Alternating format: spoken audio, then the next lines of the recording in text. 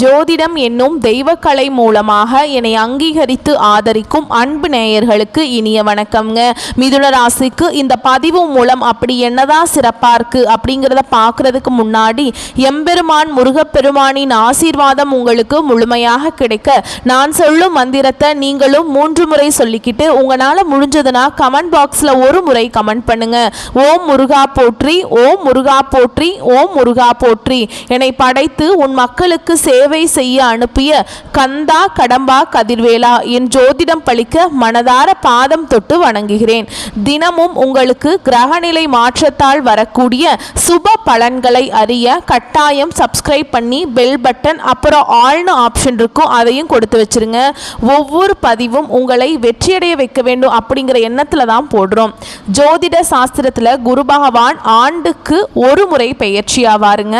ஆனால் இந்த 2025 பார்த்தீங்கன்னா 3 முறை பெயர்ச்சி ஆகிறார். இதை நம்ம அதிசார பெயர்ச்சி அப்படின்னு சொல்லுவோங்க. அதாவது குரு பகவான் இயல்பை விட வேகமாக ராசிகளை கடந்து செல்வார். 2025 மே 14ஆம் தேதி ரிஷப ராசியிலிருந்து மிதுன ராசிக்கு பெயர்ச்சியானார் இல்லைங்களா. அதுக்கப்புறம் இப்போ பார்த்தீங்கன்னா வரக்கூடிய அக்டோபர் 18ஆம் தேதி முதல் டிசம்பர் 3ஆம் தேதி வரை மிதுன ராசியிலிருந்து கடக ராசிக்கு அதிசார பெயர்ச்சி ஆகிறாருங்க. பின்னர் மீண்டும் மிதுன ராசிக்கு திரும்புவார். ஜோதிடத்தில் நவ கிரகங்கள்ல மிகவும் மென்மையானவர் மற்றும் செல்வாக்கு மிக்க கிரகமாக குரு பார்க்கப்படுறார். இவர் ஒவ்வொருவருக்கும் ஞானத்தையும் நிதி நன்மை சந்தான யோகத்தையும் தரக்கூடியவர். மனித வாழ்விற்கு தேவையான அனைத்து விதமான செல்வங்களையும் தருபவர் என்பதால் எந்த கிரகத்திற்கும் இல்லாத தனிச்சிறப்பு குருவிற்கும் குருவின் பார்வைக்கும் உண்டுங்க. நவ கிரகங்களில் முழுமையான சுப கிரகமாக திகழ்பவர் யாரு அப்படின்னு பார்த்தீங்கன்னா குரு பகவான் தாங்க. ஒரு ஜாதகத்தில் எத்தனை தோஷங்கள் இருந்தாலும் குரு பார்வை இருந்தால் கெடு பலன்கள் குறைந்து நட்பலன்கள் மிகும். எனவே தான் ஜோதிட சாஸ்திரத்தில் குரு பார்க்க கோடி நன்மை அப்படின்னு சொல்லுவாங்க. குரு இருக்கும் இடத்தை வைத்து ஒரு ஜாதகத்தில் குழந்தைகளின் நிலையை அறிய முடியும். அதனால் இதை புத்திரகாரகன் அப்படின்னு குருவை சொல்லுவாங்க. மனிதனின் அனைத்து தேவைகளையும் நிறைவு செய்யும் பணத்திற்கு அதிபதி என்பதால் தனகாரகன் அப்படின்னு கூப்பிடுறாங்க குரு பகவானை. நவ கிரகங்கள்ல ஒருவராக இருக்கும் குரு பகவான் அவரை பிரகஸ்பதினு சொல்றாங்க. இவர் 4 வேதங்கள் 64 கலைகள் ஆகியவற்றை அறிந்தவராகவும் தேவர்களின் குருவாகவும் போற்றப்படுறார். சிவபெருமானை நோக்கி கடும் தவம் புரிந்து நவ கிரக அந்தஸ்து பெற்றதால் குரு பகவானை ராஜ கிரகம் என்றும் சொல்வதுண்டு. ஒருவரின் வாழ்வில் மங்கள காரியங்கள் நடைபெற வேண்டும், கல்வியில் சிறந்து விளங்க வேண்டும், நல்ல வேலை வாய்ப்பு கிடைக்க வேண்டும், நல்ல வாழ்க்கை துணை அமைய வேண்டும் என்றால் ஜாதகத்தில் குரு பலம் பெற்று நல்ல நிலையில் இருக்க வேண்டும். குரு பகவானின் அருளை பெற வேண்டும் அப்படின்னு நினைக்கிறவங்க வியாழக்கிழமைகள்ல முழு பக்தியுடன் வழிபட்டால் குருவருள் மட்டுமல்லாம திருவருளும் கிடைக்குங்க. குருவின் அருளை பெறுவதற்கு ஒவ்வொரு வியாழக்கிழமையும் குரு பகவானை மட்டுமின்றி மகாவிஷ்ணுவையும் வழிபாடு செய்ய வேண்டும். சரிங்களா. குரு பகவான் இருக்கிற இடத்தை விட குரு பகவானுக்கோட பார்வைக்கு தான் பலம் அதிகம்னு சொல்லுவாங்க. சரிங்களா. எப்பொழுதுமே எல்லா ராசிகளுக்கும் குரு பெயர்ச்சி சாதகமற்ற நிலையில் இருந்தால் கூட குருவின் பார்வையால் பல நல்ல விஷயங்கள் நடக்கும். அந்த வகையில் மிதுன ராசிக்கு குரு அதிசார பெயர்ச்சி எப்படி இருக்க போகுது அப்படிங்கிறத பற்றி இந்த பதிவில் நம்ம பார்க்க போகிறோங்க. மிதுன ராசிக்காரங்க புதுமையான சிந்தனைகளுக்கு சொந்தக்காரங்க. பூ போல மனசு, கோபத்தை மறைச்சிட்டு சிரிப்பை மட்டும் காட்டக்கூடியவங்க. எடுத்த காரியத்தை எப்படியாவது முடிச்சிடணும் அப்படிங்கிறதுக்காக கஷ்டப்பட்டு போராடக்கூடியவங்க. நல்லது கெட்டதை முழு தெரிஞ்சவங்க. புதன் பகவானை ராசி அதிபதியாக கொண்டவங்க. எல்லா இடங்கள்லையும் நேர்மையையும் உண்மையையும் மட்டுமே நம்பக்கூடியவங்க. உங்களுக்கு சொந்தமோ பந்தமோ அது தப்புனா அது தப்பு தான், வெட்டு 1 துண்டு 2ன்னு பேசக்கூடியவங்க. உண்மை நியாயத்துக்கு மட்டுமே என்னைக்குமே கை கொடுப்பீங்க. உண்மைக்கு புறம்பா எந்த ஒரு விஷயத்தையுமே செய்ய மாட்டீங்க. இதனால தான் உங்களுக்கு நிறைய கஷ்டங்களும் துன்பங்களும் அதிகமாகவே ஏற்பட்டு இருக்குங்க. தங்களுடைய கஷ்டத்தையும் கண்ணீரையும் கடுகளவு கூட மற்றவங்களுக்கு தெரியாமல் பார்த்துப்பாங்க. இதனால் பார்க்குறவங்க எல்லாருமே மிதுன ராசியா இவங்களுக்கு என்னப்பா சூப்பராக இருக்காங்க, இவங்களுக்கு என்ன குறைச்சல் அப்படின்னு தான் நினச்சிட்டு இருக்காங்க.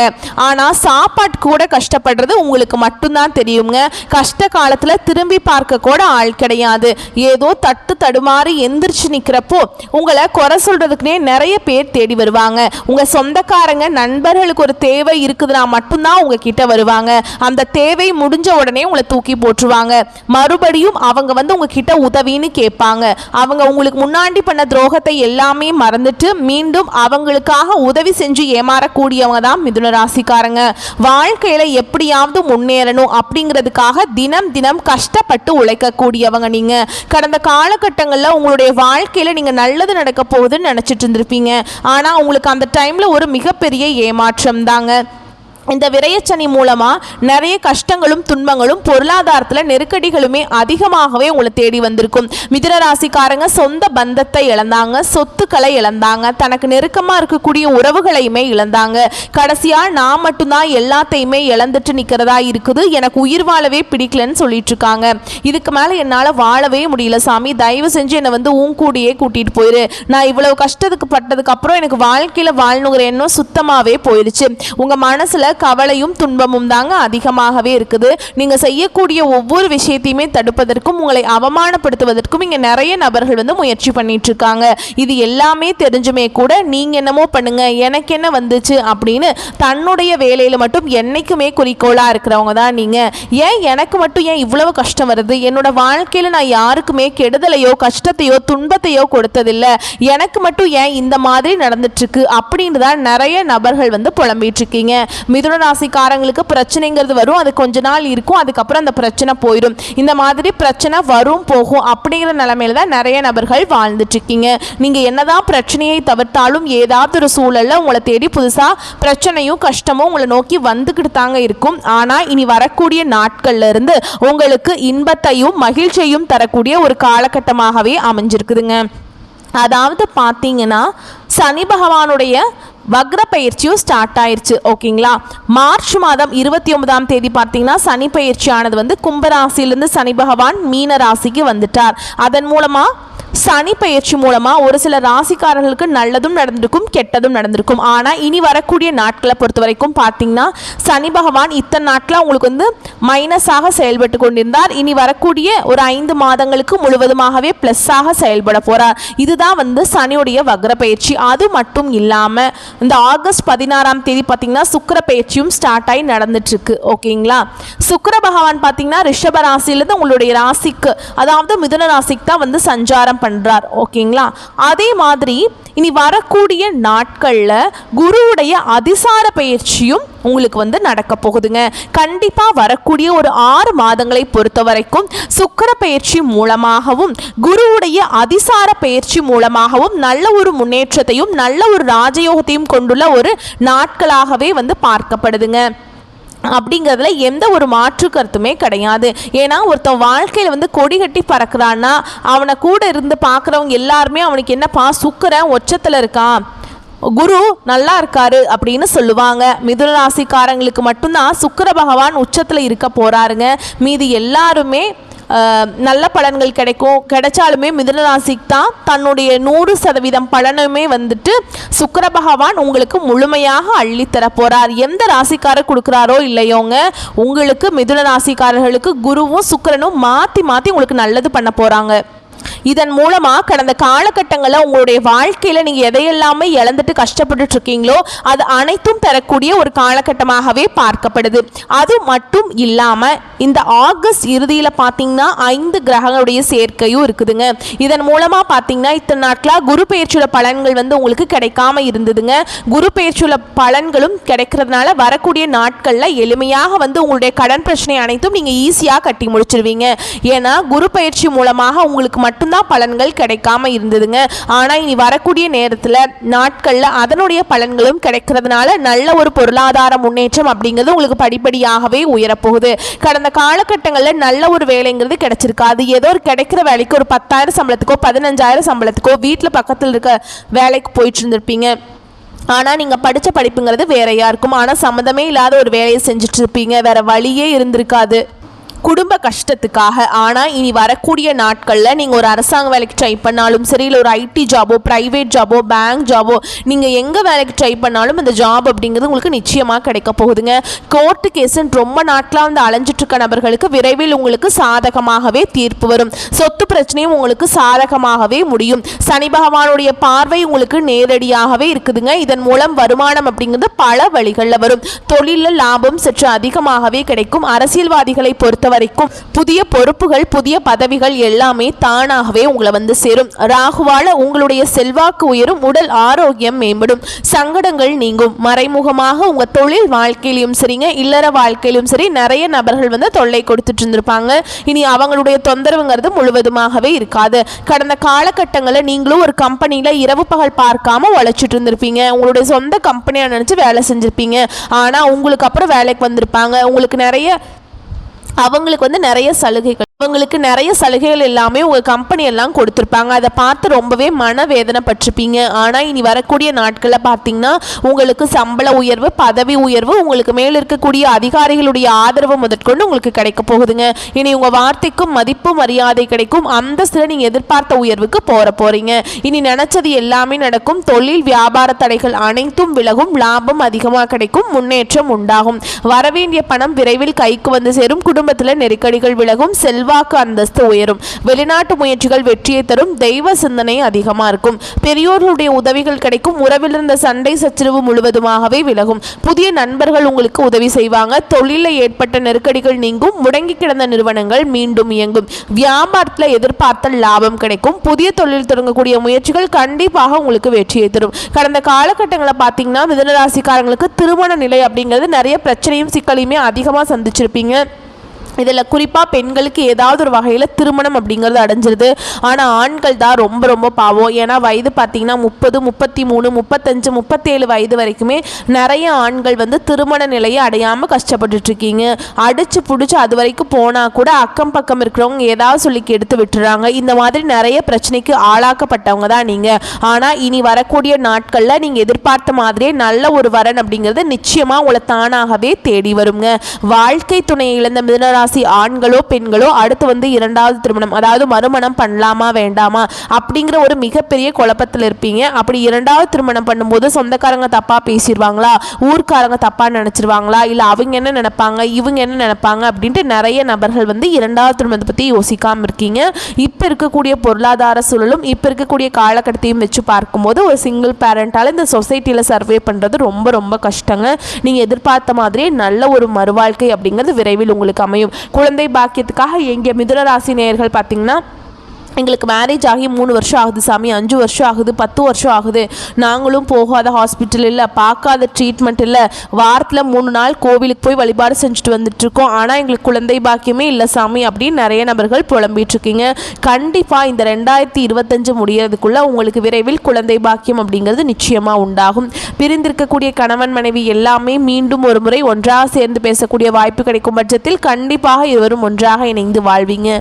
கடந்த காலகட்டங்களில் காதல் அதிகமான தோல்விகளை சந்திச்ச ராசி யாருன்னு பார்த்தீங்கன்னா அது முழுக்க மிதுன ராசிக்காரங்க தான். ஏன்னா நல்லா லவ் பண்ணிட்டு இருப்பாங்க. திடீர்னு ஒரு சண்டை சச்சரவு, ஈகோ பிரச்சனை மூலமாக அந்த லவ் வந்து பிரேக்கப் ஆயிருக்கும். இல்லை வீட்டில் போய் சொல்லும்போது பெற்றோர்கள் வந்து உங்களுடைய காதலுக்கு தடையாக இருந்திருப்பாங்க. ஆனால் இனி வரக்கூடிய நாட்களில் உங்களுடைய காதலை நீங்கள் வெளிப்படுத்தும் போது அந்த காதல் கண்டிப்பாக கைகூடும். வீட்டில் போய் சொல்லும் போது பெற்றோர்களே உங்களுக்கு முன்னாடி நின்று திருமணம் செய்து வைக்கக்கூடிய வாய்ப்புகள் அதிகமாகவே உள்ளது. வரக்கூடிய நாட்களில் கடினமான காரியத்தையுமே சுலபமாக செஞ்சு முடிச்சிருவீங்க. உங்கள் எளிமையான பேச்சு திறமையால் நீங்கள் அனைவரையுமே கவர்ந்தெழுப்பீங்க. மிதுன ராசியை பொறுத்த வரைக்கும் நீங்கள் ஆண்களோ பெண்களோ, அரசு வேலையோ தனியார் வேலையோ கூலி வேலையோ, நீங்கள் எதிர்பாராத வருமானம் அப்படிங்கிறது உங்களுக்கு இரட்டிப்பு மடங்காக கிடைக்க போகுது. சேமிப்பு அப்படிங்கிறது பல மடங்காக உயரப்போகுது. இதன் மூலம் கடந்த காலகட்டங்களில் ஏற்பட்ட கடன் பிரச்சனை அனைத்தும் உங்களுக்கு வரக்கூடிய நாட்களில் முழுவதுமாகவே நிவர்த்தியாக போகுது. ஏன்னா கடந்த காலகட்டங்களில் சரியான ஒரு பொருளாதார முன்னேற்றம் இல்லாததுனால நீங்கள் இப்போ போய் ஒரு மிதுன ராசிக்காரங்களை பார்த்து கேட்டீங்க அப்படின்னா எனக்கு 3 லட்சம் இருக்குதுங்க, 5 லட்சம் இருக்குதுங்க, 10 லட்சம் இருக்குதுங்க, பல லட்சம் இருக்குன்னு கடனோட தான் இருக்கேன் அப்படின்னு சொல்லுவாங்க. கடன் இல்லாத மிதுன ராசிக்காரங்க நீங்கள் பார்க்குறது ரொம்ப ரொம்ப கஷ்டங்க. கண்டிப்பாக இந்த 2025 முடிஞ்சு 2026 நீங்கள் அடி எடுத்து வைக்கும்போது ஒரு பைசா கடன் இல்லாமல் அனைத்து விதமான கடன்களையுமே கட்டி முடிக்கிற அளவுக்கு நல்ல ஒரு பொருளாதார முன்னேற்றம், நல்ல ஒரு வாழ்க்கை முறையும் விரைவில் உங்களுக்கு வாழ்க்கையில் ஏற்பட போகுதுங்க. இனி வரக்கூடிய நாட்களில் உங்களுடைய வளர்ச்சி அப்படிங்கிறது யாருமே எதிர்பார்க்காத அளவுக்கு ஒரு மிகப்பெரிய ஒரு அசுர வளர்ச்சியாக இருக்க போகுது.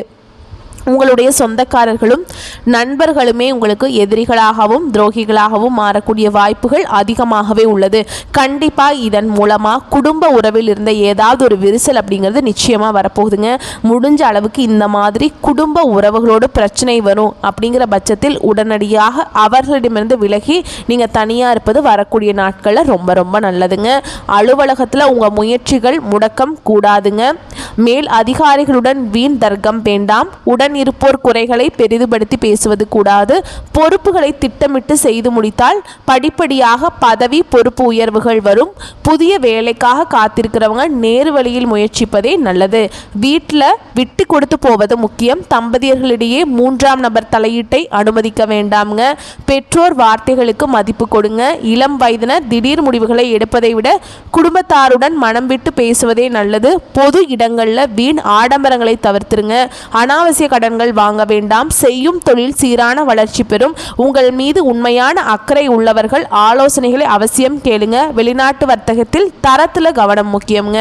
அரசியல் இருக்கவங்களுக்கு அகலக்கால் வைக்கிறது கூடாது. மேலிடத்தின் அனுமதி இல்லாமல் எந்த செயலையுமே செய்ய வேண்டாம். பிறருக்காக நீங்கள் போய் சப்போர்ட் பண்ணுறேன், ஜாமீன் போடுறேன் அப்படிங்கிறதெல்லாம் தவிர்த்துருங்க. அரசு பணிகளில் இருக்கவங்களுக்கு ஏற்றத்தின் அளவுகோல் அதிகரிக்கும். புறம் பேசுவது கேட்பதை தவிர்த்துடுங்க. யாருடைய தனிப்பட்ட விஷயத்துலையுமே நீங்கள் தலையிட வேண்டாங்க. கலை படைப்பு துறையில் இருக்கவங்க முயற்சிகள் பலித்தமாகும். பலகால கனவுகள் நனவாகும். மாணவர்களுக்கு சீரான உயர்வுகள் கிட்டும். பெற்றோர் ஆசிரியருடைய ஆலோசனைகள் அவசியமாக கேளுங்க. ஆரோக்கியத்தில் அக்கறை தேவைப்படும் காலகட்டம்ங்க. உடற்பயிற்சி மனப்பயிற்சி செய்வோருக்கு உடல் நலம் சீராக இருக்கும். இரத்த நாள அடைப்பு, முதுகு, கழிவு உறுப்பு பிரச்சனைகள் வரலாம். அதனால் கவனமாக இருந்துக்கோங்க. வாகன பழுதில் அலட்சியம் கூடாதுங்க. கரெக்டாக ரெடி பண்ணி வாகனத்தில் பயணிக்கும் போது சேஃபாக போய்க்கோங்க. உங்களை பொறுத்த வரைக்கும் பரிகாரம் அப்படின்னு பார்த்தோம்னா துர்க்கையம்மனை வழிபாடு செய்ய உங்களோட வளர்ச்சிங்கிறது நிலையானதாக இருக்கும். இன்னொன்றுங்க, நவ கிரகங்களில் அங்காரகனை ஆராதிப்பது விசேஷ நன்மையை தரும். ஓகேங்களா? வரக்கூடிய வாய்ப்புகளை மட்டும் கரெக்டாக பயன்படுத்திக்கோங்க. வாழ்த்துக்கள். நன்றி. வணக்கம்.